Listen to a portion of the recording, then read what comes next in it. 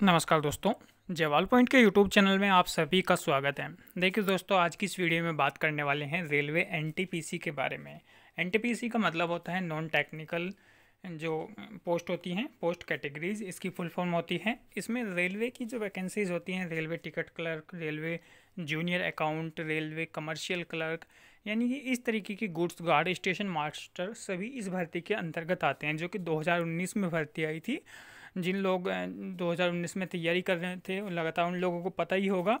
अब जो स्टूडेंट्स 2023 में 24 में रेलवे की तैयारी कर रहे हैं, रेलवे की तैयारी में सोच रहे हैं, उनको मैं बता दूं कि ये वैकेंसी सबसे बेस्ट वैकेंसीज है रेलवे की।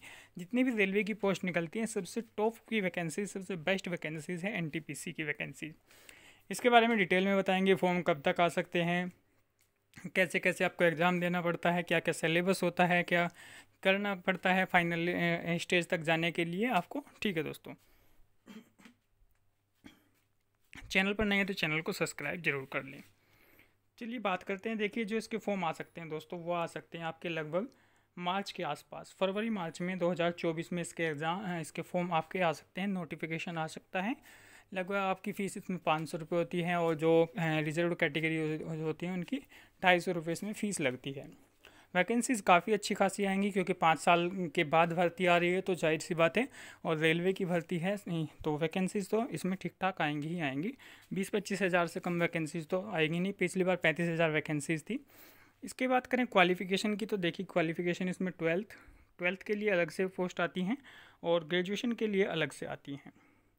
कुछ इसमें टाइपिंग पोस्ट होती हैं, कुछ नॉन टाइपिंग पोस्ट होती हैं। इसके अलावा इसमें कोई आईटीआई, कोई ट्रिपल सी या कोई किसी तरीके का और कोई क्वालिफिकेशन इसमें नहीं मांगते। इसमें सिर्फ आपको ट्वेल्थ और ग्रेजुएशन मांगते हैं, और कुछ पोस्ट पर टाइपिंग होती है, कुछ पोस्ट पर टाइपिंग नहीं होती। तो इसका प्रोसेस क्या क्या होता है, देखिए इसमें होता है पहले CBT 1, CBT मतलब कंप्यूटर टेस्ट 1, और फिर इसमें CBT 2,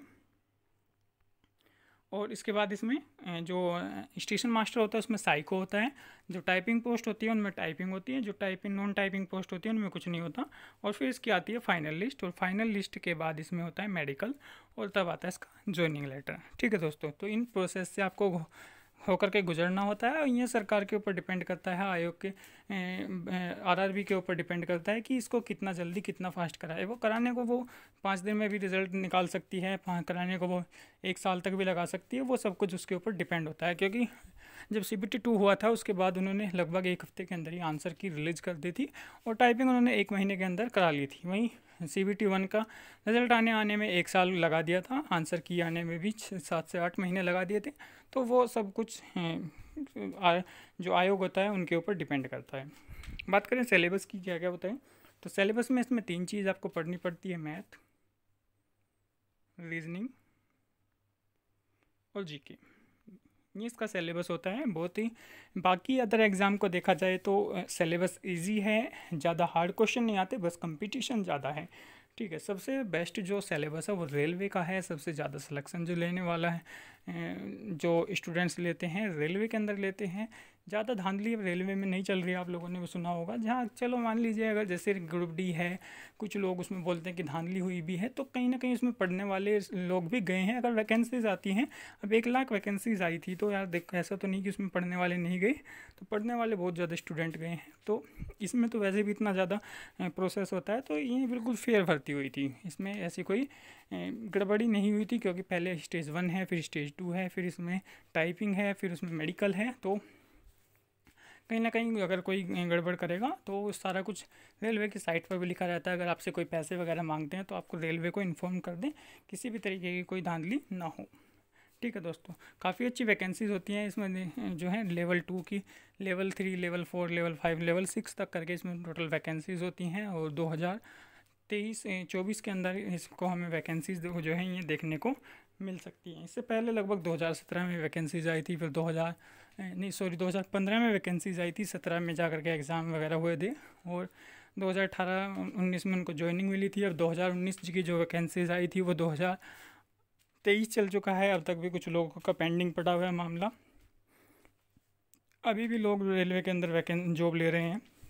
2019 की भर्ती में।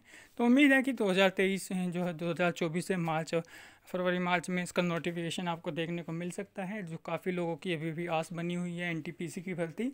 जो लोग कहीं ना कहीं फाइनल स्टेज में रह चुके थे और बाकी जो लोग इसकी तैयारी के लिए सोच रहे हैं वो ज़रूर इसकी तैयारी करें। अब आगे देखिए सीईटी लागू होता है तो क्या होता है या नहीं होता, या सिर्फ सरकार की जुमलेबाजी है, क्या है उसके बारे में तो कुछ कहा नहीं जा सकता, क्योंकि सीईटी और ये सब मुद्दे जब चुनाव का टाइम होता है तभी याद आते हैं, उससे पहले कुछ नहीं। अब एसएससी का हाल देख लो आप, एसएससी में कितना बुरा हाल चल रहा है।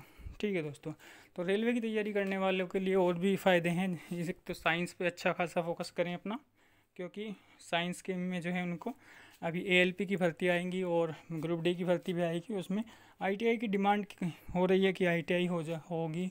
अब देखते हैं नोटिफिकेशन में से ही जाहिर होगा वो तो आईटीआई, क्योंकि पहले भी आईटीआई थी, फिर आईटीआई को ख़त्म किया गया था। और आईटीआई की उसमें अलग से वैसे भी वैकेंसीज आती हैं, जो अप्रेंटिस वगैरह किए होते हैं उनकी कट ऑफ काफ़ी कम ही चली जाती है। देखिए इसमें जो स्टेज 1 होता है आपका, जो CBT 1 होता है, उसके बाद लगभग 15 गुना स्टूडेंट्स को बुलाया जाता है CBT 2 के लिए, और CBT 2 से फिर टाइपिंग के लिए लगभग 8 गुना स्टूडेंट्स को बुलाया जाता है। फिर फाइनल लिस्ट जो है जारी होती है। तो इस तरीके से जो है इसमें रेलवे में एक फ़ायदा और है, जो अगर मान लीजिए कुछ लोग मेडिकल में फेल होते हैं तो दोबारा से रिज़ल्ट जारी करता है। ऐसे नहीं इसकी कि जैसे एसएससी ने एक बार रिज़ल्ट जारी कर दिया तो उसके बाद उसका रिज़ल्ट नहीं आएगा। इसमें लगातार जितने भी लोग मेडिकल में बाहर हो जाते हैं तो दूसरी लिस्ट आती है, तीसरी आती है, फोर्थ आती है, फिफ्थ आती है। जब तक उनकी वैकेंसीज फिल नहीं होती तब तक लगातार लिस्ट आती है, 6 से 7 तक लिस्ट भी आ जाती हैं। तो किसी का 1-2 नंबर कम भी रह जाता है फाइनल मेरिट में तो उसके भी चांस बने रहते हैं इसमें, कि कहीं ना कहीं उनको भी एक उम्मीद होती है। एसएससी की तरह इसमें नहीं होता कि एक बार ही रिजल्ट आएगा। ठीक है दोस्तों, बाकी जैसे इसका नोटिफिकेशन आता है, कोई इन्फॉर्मेशन होती है हमें, तो इस चैनल के माध्यम से आपको ज़रूर दी जाएगी।